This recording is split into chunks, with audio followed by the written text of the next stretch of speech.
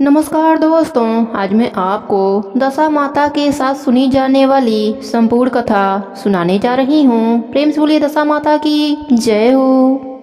एक बुढ़िया ब्राह्मणी थी। वह बहुत गरीब थी। उसका एक लड़का था। एक दिन वह लड़के से बोली कि बेटा, कुछ ऐसा उद्यम करो जिससे चार पैसे आएं और अपना निर्वाह हो सके। अब मेरे तो हाथ पैर नहीं चलते। तब लड़का गांव वालों के गोरू चराने लगा।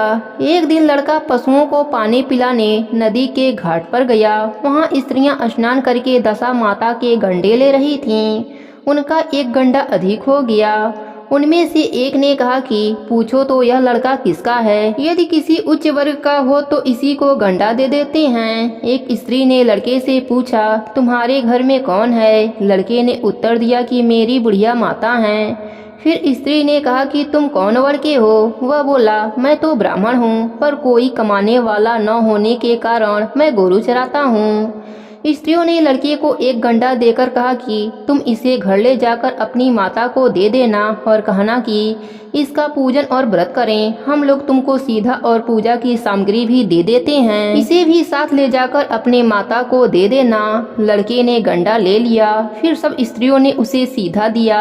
लड़का उस सामान की गठरी बांधकर घर आया। उसने दरवाजे से ही माता को पुकारकर कहा कि गठरी उतार ले, बोझ से मैं मरा जा रहा हूँ।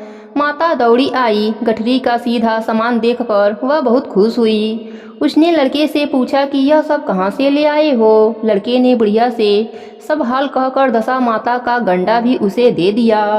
बुढ़िया ने गंडे को लेकर प्रेम पूर्वक माथे से लगाया। उसी दिन से वह व्रत करने लगी। 9 दिन तक कथा कहानी कहती रही। 10वें दिन उसने गंडे के पूजन की तैयारी की। वह देहरी के बाहर लीप रही थी। उसी समय एक अति वृद्ध दरिद्र स्त्री द्वार पर आकर बोली कि क्या करती हो बहन? उसने जवाब दिया कि आज मेरे घर दशा माता का पूजन है, इसलिए लीप रही हूँ। तब दशा माता ने कहा कि मुझे बहुत प्यास लगी है, थोड़ा सा पानी पिला दो। तब बुढ़िया ने कहा कि मैं तो मिट्टी के बर्तन से पानी पीती हूँ, लोटा लुटिया मेरे वहाँ कुछ नहीं है, तुमको पानी किसमें दूं? एक कटोरी है मेरे घर में, वह भी न जाने कहाँ पड़ी होगी। जरा तुम ठहरो, कटोरी उठा लाऊं, तब तुमको पानी पिलाती हूँ। बुढ़िया हाथ धोकर कटोरी लेने अंदर गई। तब तक मैली कुचैली बुढ़िया, जो स्वयं दशा माता थीं, उसकी घिरौची पर एक सोने का घड़ा रखकर अंतर ध्यान हो गईं। बुढ़िया कटोरी लेकर घिरौची के पास गई। वहाँ सोने का घड़ा रखा देखकर वह बहुत घबराई और अपने मन में सोचने लगी कि यह राण कहाँ की बला उठाकर रख गई है, मुझे चोरी लगेगी, बुढ़ापे में इज्जत जाएगी। वह इसी चिंता में बुढ़िया की खोज से बाहर निकली। तब तक उसका लड़का आ गया। उसने पूछा कि किसे खोजती हो माँ? वह बोली कि एक बुढ़िया न जाने कहाँ से आई और यहाँ सोने का घड़ा रखकर भाग गई है। लड़के ने कहा, वही तो दशा माता थीं, उन्होंने यह घड़ा तुमको दे दिया है। अब की जो फिर कभी आए तो उनका अच्छी तरह से स्वागत करना और सब प्रकार से उनकी आज्ञा का पालन करना। तुम तब नहाने जाओ तो नदी के घाट पर जो चीजें तुमको मिले उनका दशा माता का दिया हुआ समझकर अंगीकार करना। किसी से पूछताछ मत करना कि यह चीज किसकी है, यहाँ कहाँ से आई है। बुढ़िया नदी में नहाकर खड़ी हुई तो सामने सोने का गेरुआ भराया दिखाई दिया और उत्तम वस्त्र एक किनारे रखे हुए मिले। बुढ़िया ने किसी से पूछताछ किए बिना ही उन वस्त्रों को पहन लिया। गेरुआ हाथ में लेकर वह घर चलने को तैयार हुई। तब 4 कहार डोली लिए आ पहुँचे और बुढ़िया से बोले कि यह डोली तुम्हारे लिए आई है, इसी में बैठकर घर चलो। बुढ़िया डोली में बैठकर घर आई तो देखती क्या है कि जहाँ उसकी टूटी फूटी झोपड़ी थी वहाँ कंचन के महल जैसा खड़ा है। बुढ़िया ने महल के भीतर जाकर श्रद्धा और भक्ति पूर्वक दशा माता के गंडे की पूजा की और अंत में हाथ जोड़कर यह वरदान मांगा कि महारानी, जैसे तुमने मुझको यह संपत्ति दी है वैसे ही मेरे लड़के का विवाह हो जाए, तब यह शोभा देगा। कुछ दिनों के बाद ही लड़के का विवाह हो गया और बहुत ही सुंदर सुशील बहू घर में आ गई। तब बुढ़िया ने दशा माता से दूसरा वर मांगा कि जैसे मेरे बेटे बहू हैं वैसे ही नाती पाऊं। कुछ दिनों के बाद बुढ़िया के लड़के को भी लड़का हो गया। एक दिन बुढ़िया ने बहू को समझाया कि मेरी यह सब संपत्ति दशा माता की दी हुई है, उन्हीं की कृपा से तुम भी इस घर में आई हो। यदि मैं मर जाऊं और कभी एक मैली कुचैली बुढ़िया तुम्हारे घर आए तो उनका विनय पूर्वक स्वागत करना। यदि उनकी नाक बहती हो उसे आंचल के छोर से पोंछना, घृण मत करना, प्रार्थना करना कि हे माता यह सब आपका ही दिया हुआ है। जब भी दशा माता के गंडे पड़े तब उनको अवश्य लेना और श्रद्धा पूर्वक उनकी पूजा करना।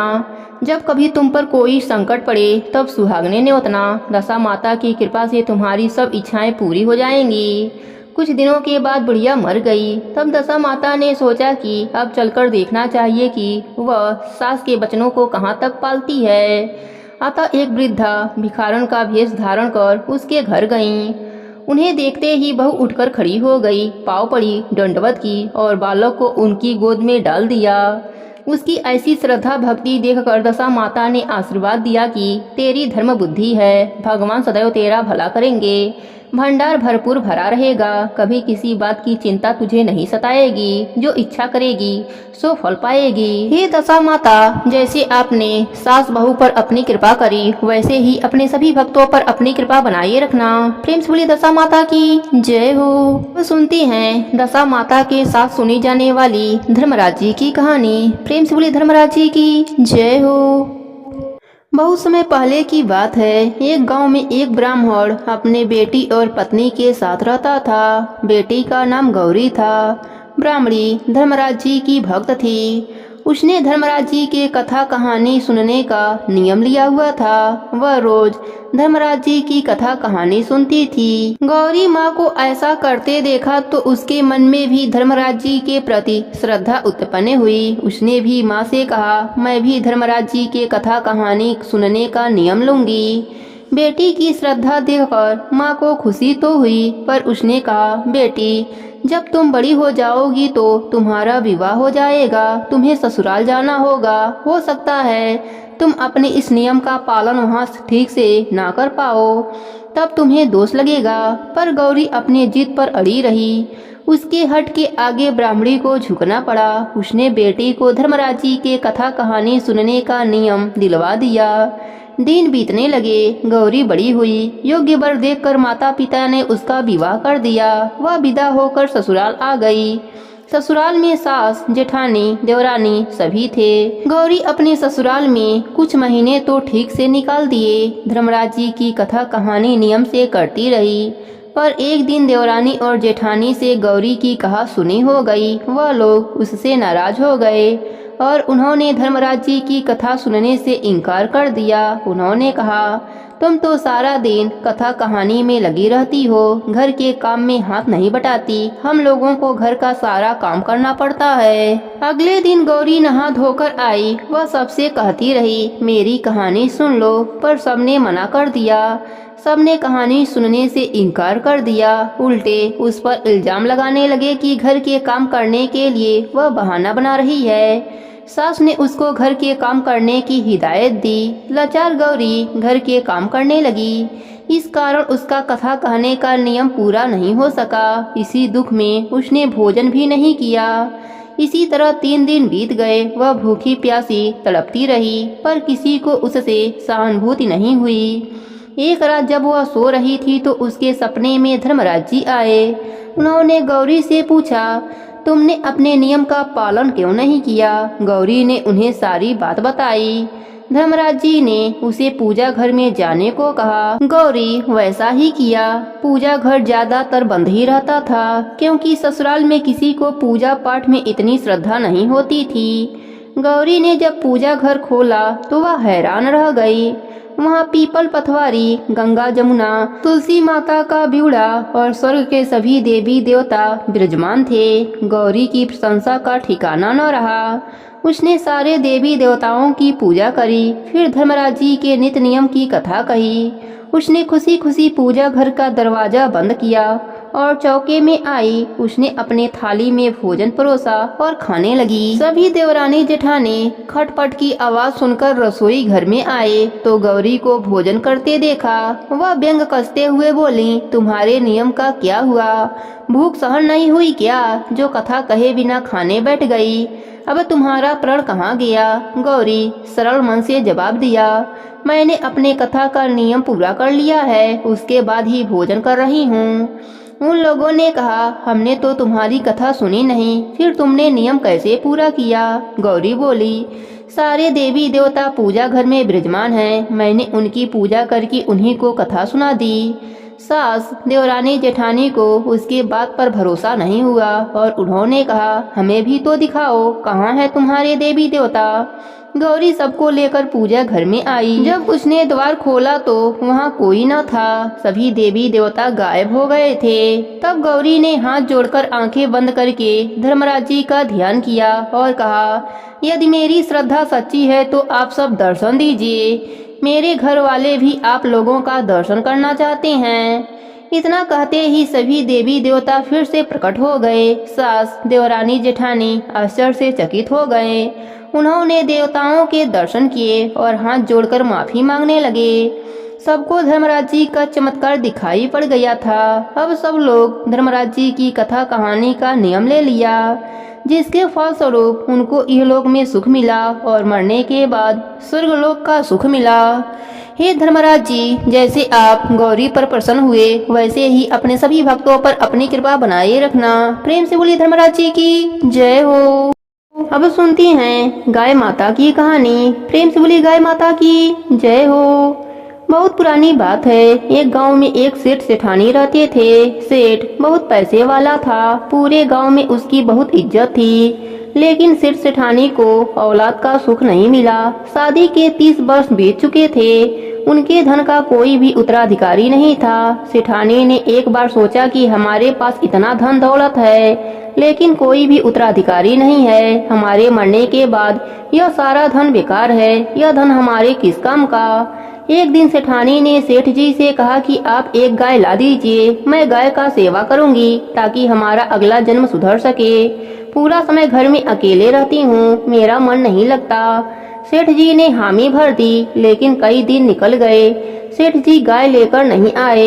एक दिन सेठानी गांव के सोनार के पास गई और एक चांदी की गाय बनवाई। साथ ही गाय के लिए सोने के जेवर भी बनवाए। पाँव में पायल, गले में कंठी, गले का हार बनवाई। गाय के लिए कपड़े भी सिलवाई। अब सेठानी गाय की पूजा पाठ करने लगी। रोज गाय की पूजा करती, कहानी कहती, हलवा पूड़ी खीर बनाती, भोग लगाती।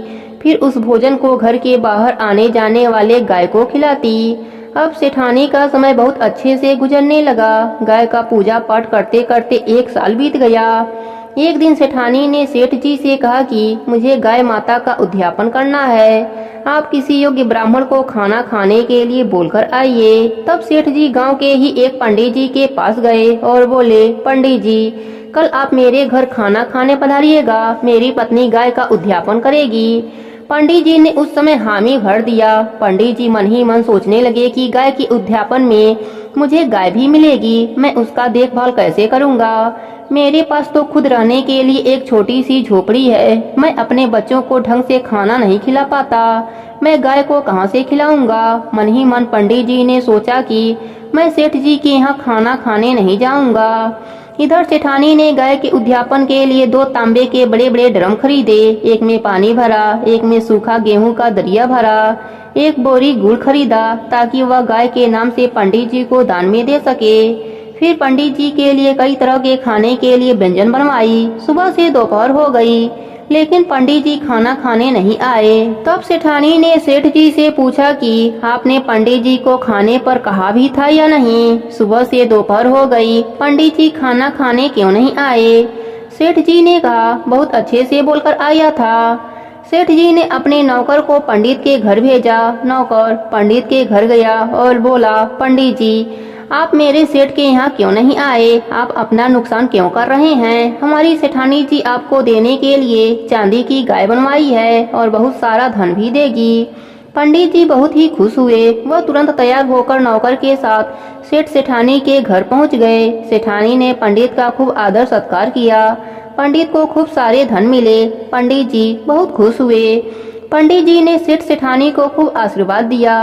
कुछ समय बाद एक ही दिन सेठ सेठानी की मृत्यु हो गई। जब यम मार्ग में बैतरणी नदी आई तो सेठानी ने आंखें बंद करके गाय माता का ध्यान किया। उसी समय उनके सामने गाय माता आ गईं।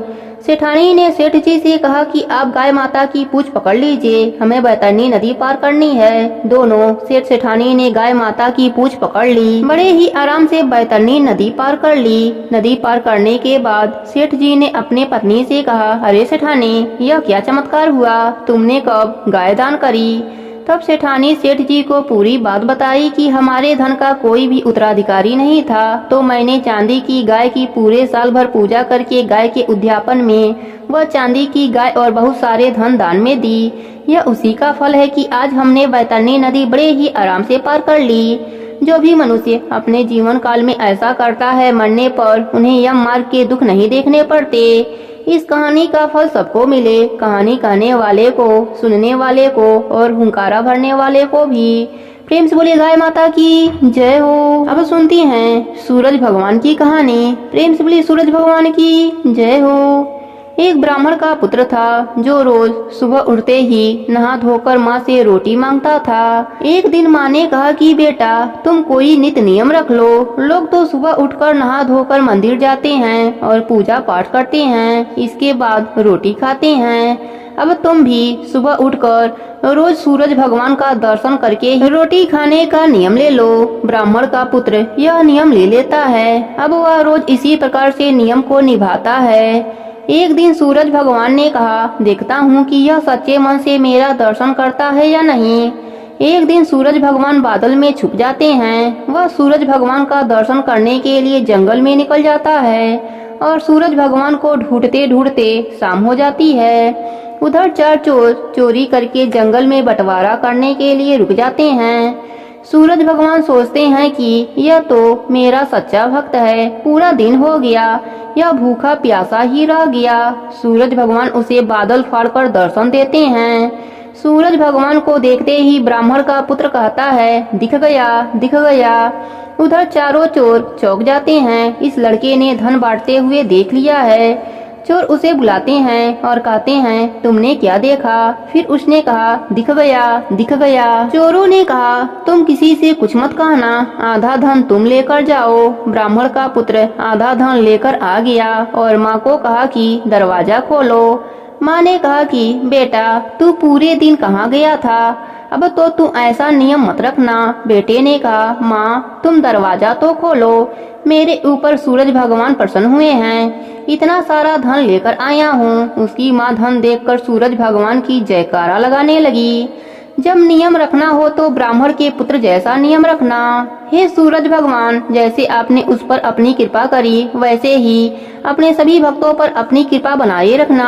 प्रेम से बोले सूरज भगवान की जय हो। अब सुनते हैं आड़ी बाड़ी की कहानी। सब कहानियों के साथ आड़ी बाड़ी की कहानी जरूर सुननी चाहिए, इससे कहानी का पूरा फल मिलता है। आड़ी बाड़ी की कहानी इस प्रकार से है। आड़ी बाड़ी सोना रे बाड़ी, जी में बैठी कान कुंवारी, कान कुंवारी काई कूजे, दशा माता की बाड़ी पूजे, दिहाड़ी बाड़ी की बाड़ी पूजे, सूरज भगवान की बाड़ी पूजे, गजानन भगवान की बाड़ी पूजे, विष्णु भगवान की बाड़ी पूजे, सत्यनारायण भगवान की बाड़ी पूजे, पथवारी माता की बाड़ी पूजे, तुलसी माता की बाजी पूजे, धर्मराज जी की बाड़ी पूजे, राम लक्ष्मण सीता माता की बाड़ी पूजे, विश्राम भाव की बाड़ी पूजे, 33 कोटि देवी देवताओं की बाड़ी पूजे। बाड़ी पूजे से का होवे, अन्य होवे, धन होवे, लाभ होवे, लक्ष्मी होवे, रिद्धि सिद्धि का वास होवे, पोता पोती का परिवार होवे। प्रेम से बोले सभी देवों की जय हो। अब सुनते हैं 33 कोटि देवी देवता की कहानी। छोटो मोटो चंदन चौको, गौरी गणेश पुत्र, मोटो सोने का डंडा, रूपा का भांडा, राम दे लपसी हो जाए, तपसी का फल तपसी को मिले, लपसी का फल लपसी को मिले, माँ का फल मिले जो कहानी सुनावे, राम की, लक्ष्मण की, धर्मराज जी महाराज की, चित्रगुप्त जी की, स्वर्ग के देवी देवताओं की, कुल देवता की, तुलसी माता की, आड़ी बाड़ी की, 33 करोड़ देवी देवताओं की, 9 ग्रह की, दशा माता की, शनि देव की, बालाजी महाराज जी की, सुनने से अन्न होवे, धन होवे, बांझन को पुत्र होवे, लाख होवे, लक्ष्मी होवे, भाई बहन की, बेटा बेटी होवे, माँ बाप दादा दादी नहा धोकर कहानी सुने वह सदा ही सुख पावे। 5 नाम लूंगा महाराज का लेवे, राजा रानी चीड़ा चीड़ी चुगावे, राम लक्ष्मण लेखा जोखा लेवे, बैकुंठ का पासा लेवे, तेल का तरोड़ी लेवे, घी का घरोड़ी लेवे, साड़ी को 16 श्रृंगार देवे, बांधी को बड़वात देवे, खड़ी बड़ी को जूते के देवे, चंदन चो को धालो राम, आओ राम बैठो राम, अंदर राम बाहर राम, जहाँ देखो राम ही राम, सारा काम राम सुधारे, गाँव में ही पीहर गाँव में ही ससुराल, हे मारा सूरज भगवान थारो ही आसरो। तो यह थी 33 कोटि देवी देवता की कृपा की एकमात्र कहानी। प्रेम से बोली सभी देवों की जय हो। एक समय की बात है, एक गांव में ननद और भौजाई रहती थी। घर के सभी लोग बेटी को बहुत लाड से रखते थे, परंतु उसकी भाभी अपने ननद से बहुत जलती थी।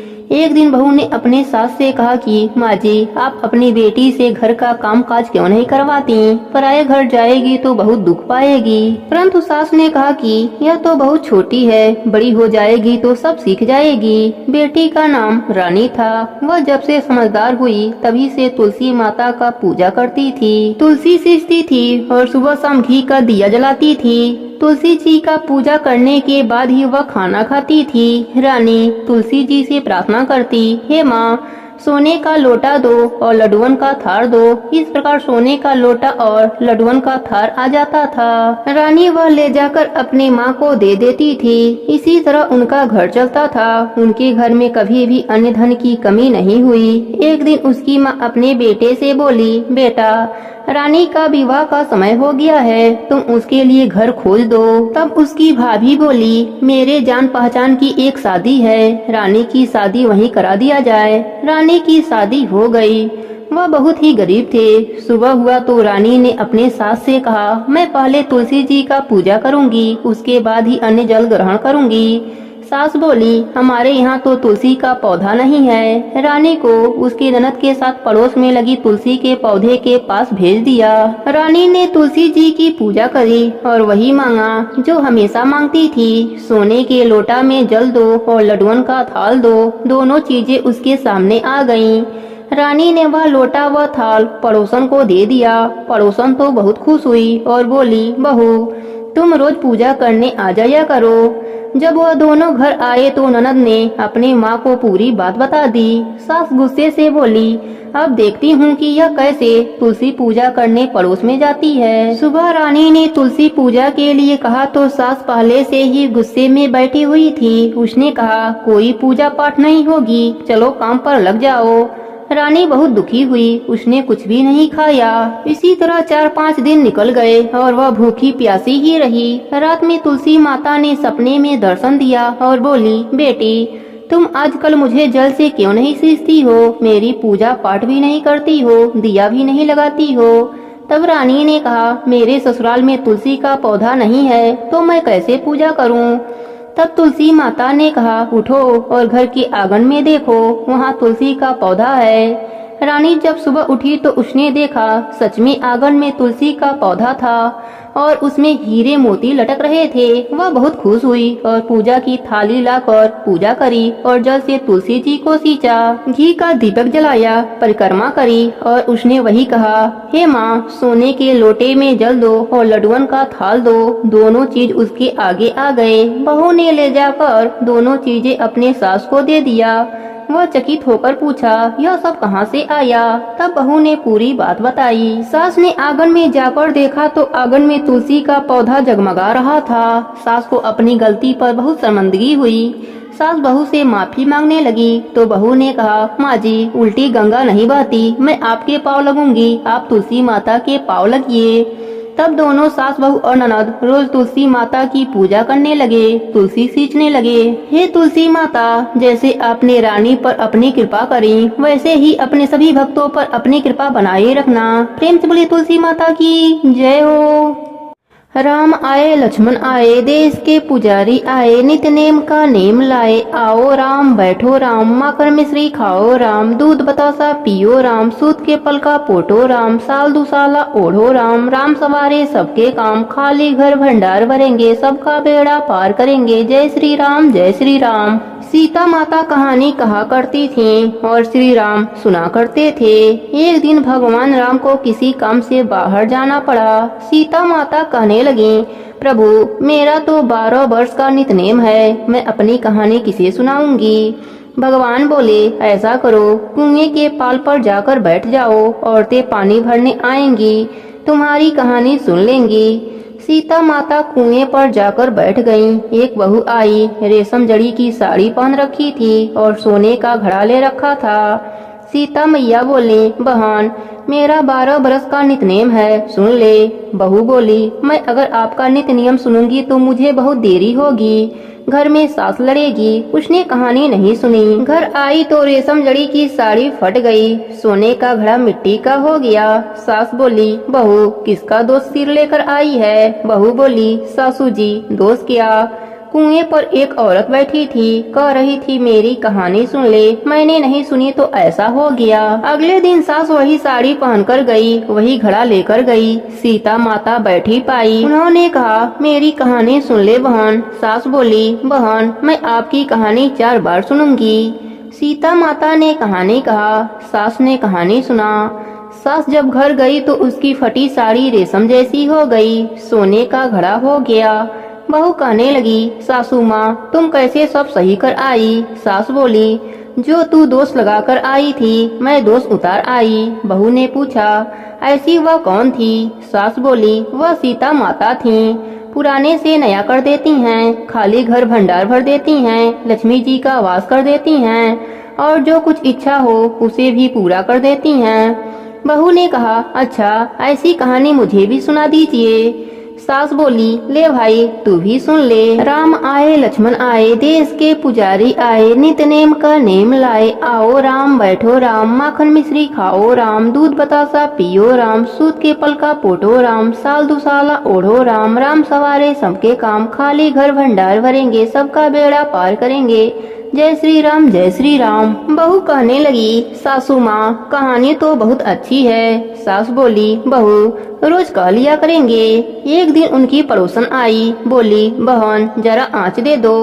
सास कहने लगी, अभी हमने आँच नहीं जलाई। वह बोली, तू 4 बजे से उठकर क्या कर रही हो। वह दोनों बोली, हम नहाए धोए पूजा पाठ करें और सीता माता की कहानी कह रहे हैं। वह बोली, इससे क्या होता है। वह दोनों बोली, सीता माता की कहानी कहने से अटूट भंडार भरते हैं, सारे कार्य सिद्ध हो जाते हैं। पड़ोसन बोली, ऐसी कहानी मुझे भी सुना दो। वह बोली, ले भाई तू भी सुन ले। राम आए लक्ष्मण आए, देश के पुजारी आए, नित नेम का नेम लाए। आओ राम बैठो राम, माखन मिश्री खाओ राम, दूध बतासा पियो राम, सूत के पल का पोटो राम, साल दुसाला ओढ़ो राम। राम सवारे सबके काम, खाली घर भंडार भरेंगे, सबका बेड़ा पार करेंगे। जय श्री राम जय श्री राम। पड़ोसन कहने लगी, बहन कहानी तो मुझे बहुत अच्छी लगी। अब पड़ोसन भी नितनेम सीता माता की कहानी कहने सुनने लगी। सीता माता ने उसका भी भंडार भर दिया। हे मेरी सीता माता, जैसे उन सबके भंडार भरे मेरी भी भरियो। लक्ष्मी जी का वास हो, अन्नपूर्णा का वास हो। प्रेम से बोले सीता माता की जय हो, राम जी की जय हो। किसी गांव में एक सेठ सेठानी रहा करते थे। सेठ गणेश भगवान का बहुत बड़ा भक्त था और सदैव उनकी पूजा पाठ किया करता था। वह कोई भी काम करने से पहले गणेश भगवान को याद करना नहीं भूलता था। एक बार गणेश भगवान रूप बदलकर सेठ के खेतों से गुजर रहे थे। भगवान गणेश को रास्ते में भूख लगी तो उसी सेठ के खेत से गेहूं के 12 दाने तोड़कर खा लिए। फिर उन्होंने सोचा, अरे मैं तो भूख से बेहाल होकर सेठ से बिना पूछे ही उसके खेतों से गेहूं के दाने खा लिए। यह तो चोरी हुई और इस पाप का दंड मुझे भोगना ही पड़ेगा। फिर गणेश भगवान सेठ के पास पहुँचे और बोले, सेठ जी मुझे कोई काम दे दीजिए, मैं दूसरे गांव से काम की तलाश में आया हूँ। सेठ ने कहा, देखो मेरे काम में इस समय घाटा चल रहा है, इसलिए मैं तुम्हें काम तो दे दूंगा पर तनख्वाह नहीं दूंगा। इस तरह गणेश जी सेठ जी के घर काम करने लगे। एक दिन सेठानी शौच से निवृत्त होकर अपने हाथ राख से धो रही थी तो नौकर बने गणेश भगवान ने कहा, सेठानी जी, जब तक हम अपने हाथों को मिट्टी से नहीं धो लेते तब तक वह स्वच्छ नहीं होते, इसलिए आप अपने हाथों को मिट्टी से धोया करो। इस बात से सेठानी गुस्सा होकर नौकर की शिकायत सेठ जी से किया। सेठ जी ने कहा, गणेशा सही तो कह रहा है, जब तक हाथ मिट्टी से नहीं धो लेते तब तक हाथ स्वच्छ नहीं होते। यह गणेशा तो बहुत समझदारी की बातें करता है, हमारा भला सोचता है। सेठानी ने कहा, सुनो जी, कल हमें गंगा स्नान के लिए जाना है, तुम चलोगे साथ? सेठ जी ने कहा, मुझे दुकान पर बहुत काम है, तुम गणेशा के साथ चली जाना। अगले दिन सेठानी गणेशा के साथ गंगा घाट पहुंच जाती है। सेठानी गंगा किनारे पर ही बैठकर स्नान कर रही होती है। गणेशा सेठानी को लेकर बीच गंगा में ले जाकर डुबकी लगवाकर वापस किनारे पर लाता है। इस बात से भी सेठानी बहुत गुस्सा होती है। सेठानी घर आकर यह बात सेठ जी को बताती है। सेठ जी बोले, गणेशा तुमने ऐसा क्यों किया? गणेशा ने कहा, जब तक हम गंगा में डुबकी नहीं लगा लेते तब तक स्नान पूर्ण नहीं माना जाता।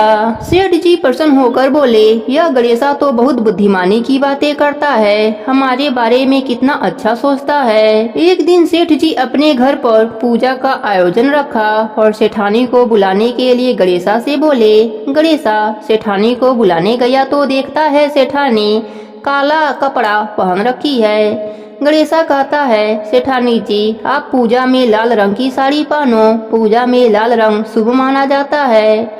सेठानी गुस्से से सेठ जी के पास गई और सारी बात बताई।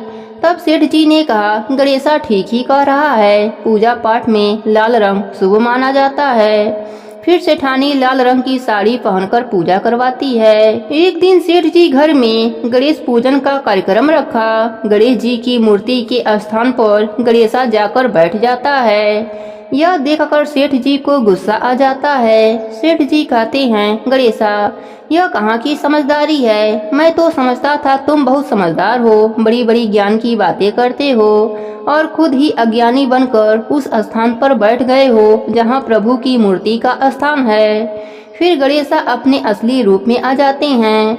सेठ सेठानी हाथ जोड़कर कहते हैं, प्रभु आप मेरे घर नौकर के रूप में, हमसे बहुत बड़ी गलती हो गई प्रभु, हम आपको पहचान नहीं पाए, हमें क्षमा कर दीजिए। गणेश भगवान ने कहा, तुम दोनों व्यर्थ ही परेशान हो रहे हो, मैं तो स्वयं तुम्हारे घर में नौकर बनकर आया था।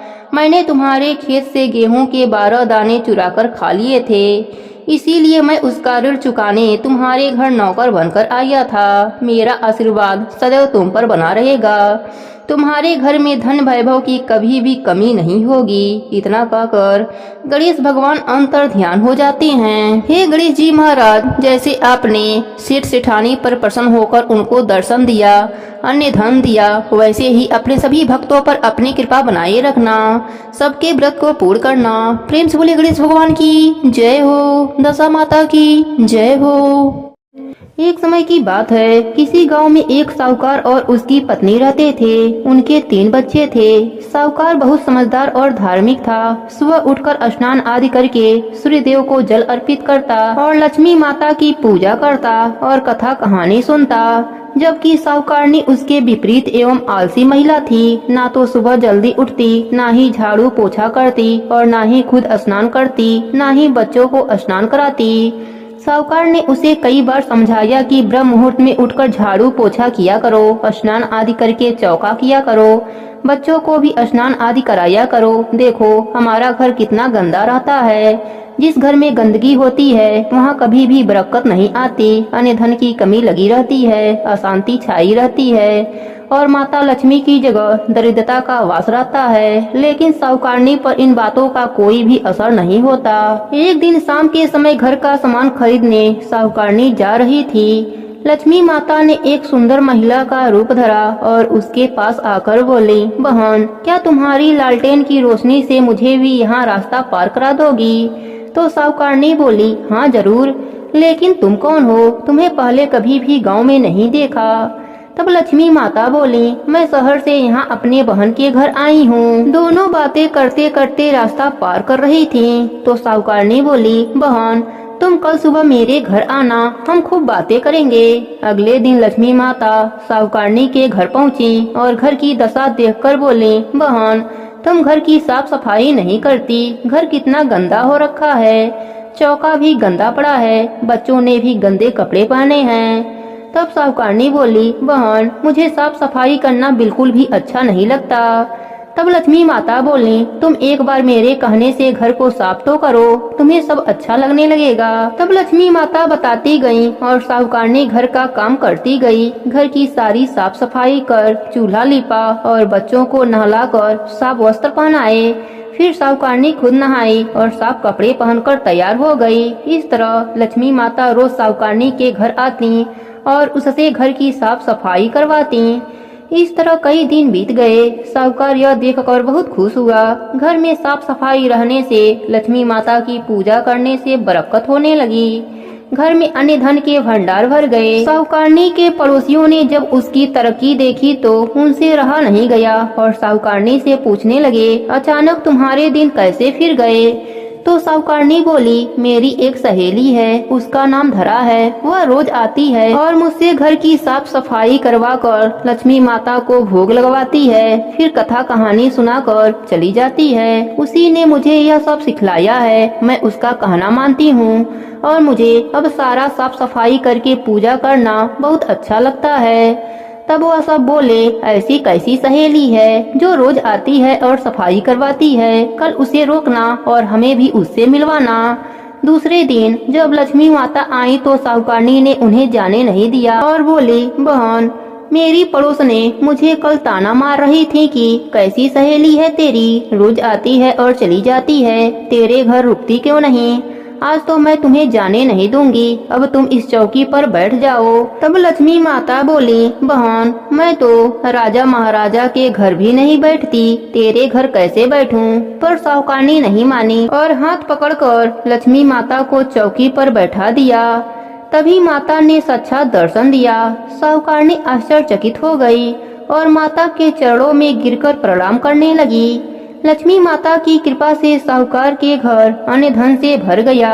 हे लक्ष्मी माता, जैसी कृपा आपने साहूकार और साहूकारनी पर करी, वैसे ही अपने सभी भक्तों पर अपनी कृपा बनाए रखना। प्रेम से बोले लक्ष्मी माता की जय हो, अघन मास की जय हो। अब सुनती हैं लपसी तपसी की कहानी। एक लपसी था, एक तपसी था, जल जमुना के तीर दोनों रहते थे। तपसी भगवान की तपस्या करता और लपसी सवा सिर लपसी बनाता और घंटी बजाकर भगवान को भोग लगाकर जीम लेता। एक दिन उन दोनों में लड़ाई हो गई। तपसी बोला, मैं बड़ा हूँ। लपसी बोला, मैं बड़ा हूँ, मैं सारा दिन तपस्या करता हूँ। उतने में उधर से फिरते फिरते नारद जी आए। बोले, भाई तुम दोनों क्यों लड़ रहे हो? तब लपसी ने कहा, मैं बड़ा हूँ और तपसी ने कहा, मैं बड़ा हूँ। नारद जी ने पूछा, पहले तुम दोनों यह बताओ कि तुम किस काम में बड़े हो? दोनों ने बताया कि भगवान की भक्ति करते हैं। लपसी ने कहा कि मैं तो सवा से लपसी बनाकर भगवान को रोज भोग लगाता हूँ और सबको प्रसाद बांटकर बचा हुआ खुद खा लेता हूँ और मजे में रहता हूँ। हम नारद जी ने तपसी से पूछा। तपसी ने कहा कि वह भोग लगाने से थोड़ा न बड़ा होता है, मैं तो हर समय भगवान की पूजा तपस्या करता हूँ, इसलिए मैं बड़ा हूँ। नारद जी ने दोनों की बातें सुनी और कहा, मैं तुम्हें कल जवाब दूंगा। दोनों अपने अपने कुटिया में चले गए। दूसरे दिन नारद जी मंदिर में आए, वहाँ पर दोनों मौजूद थे। नारद जी ने देखा लपसी लपसी बनाकर लाया है और भगवान को भोग लगा रहा है और तपसी मंदिर में तपस्या कर रहा है। उनके आने के पहले नारद जी आए और चुपके से 1.25 करोड़ की अंगूठी नीचे डाल दिया। यह दोनों ने नहीं देखा। लपसी ने तो भोग लगाकर प्रसाद बांटने चला गया, साथ में नारद जी भी बाहर आ गए। अब तपसी की नज़र उस अंगूठी पर थी। उसने उसे जल्दी से पाँव के नीचे दबा लिया। तपसी को पता नहीं था कि यह अंगूठी नारद जी ने डाली है। अब थोड़ी देर में नारद जी आए और उन्होंने लपसी से कहा, अब बताओ कौन बड़ा है? तब लपसी ने कहा, मैं बड़ा हूँ। तपसी से पूछा, उसने भी कहा मैं बड़ा हूँ। नारद जी बोले तपसी तुम्हारे पैर के नीचे क्या है?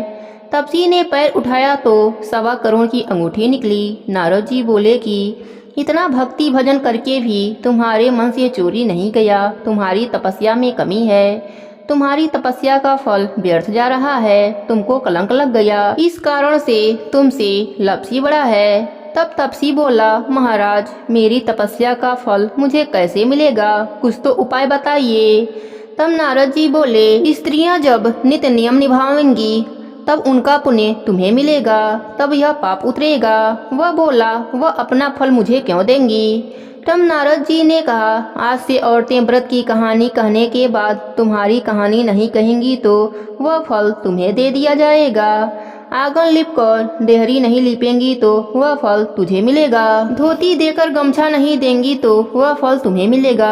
साड़ी देकर ब्लाउज नहीं देंगी तो वह फल तुम्हें मिलेगा। दाहिनी ओर नाड़ा बांधेंगी तो वह फल तुम्हें मिलेगा। जूता देकर तेल नहीं देंगी तो वह फल तुम्हें मिलेगा।